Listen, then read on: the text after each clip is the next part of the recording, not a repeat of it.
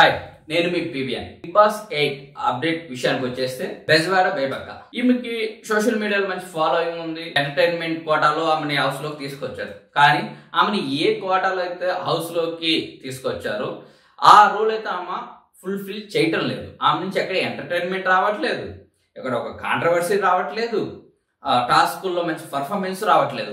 Maybe ఆమె age వల్ల కావచ్చు, వాట్ ఎవర్ మేబీ టాస్కుల్లో అంత పర్ఫార్మెన్స్ ఇవ్వలేనని ఆమె ముందు ఒప్పేసుకుంది.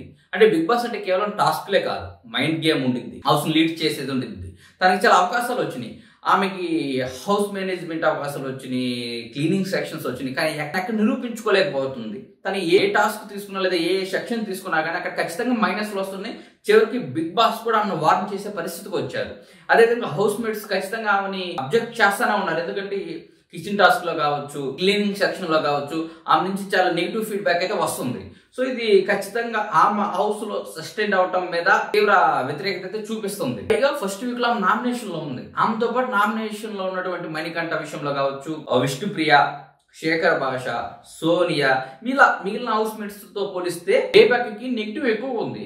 ఆమెకి పడే ఓటింగ్ కూడా చాలా తక్కువ అనేది తెలుస్తుంది. అంటే తను ఇచ్చే పర్ఫార్మెన్స్ బేస్ చేసుకుని ఆడియన్స్ ఓటింగ్ అనేది చేస్తారు.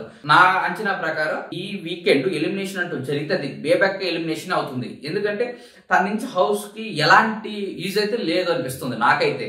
కంటెంట్ లేదు, ఎంటర్టైన్మెంట్ లేదు, టాస్క్ పర్ఫార్మెన్స్ లేదు, ఏదైనా ఒక తనను తను డిఫెండ్ చేసుకున్న స్థాయిలో కూడా బేబక్ కనిపించట్లేదు. హౌస్ మొత్తం మీద ఎవరు అన్ఫిట్ ఉన్నారంటే బేబక్ అనే చెప్పవచ్చు. 100% బిగ్ బాస్ హౌస్ కి ఫిట్ కాదు.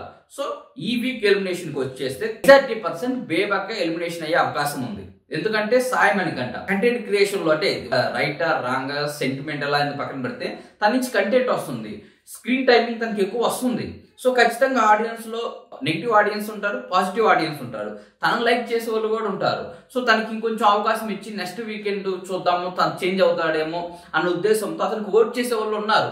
అలాగే సోనియా ఖచ్చితంగా మంచి కంటెస్టెంట్, తను లైక్ చేసే వాళ్ళు ఉన్నారు. సో సోనియాకి ఇబ్బంది లేదు. విష్ణుప్రియ తను ఆల్రెడీ నోన్ పర్సన్ కాబట్టి తన ఫ్యాన్స్ తనని సేవ్ చేస్తారు.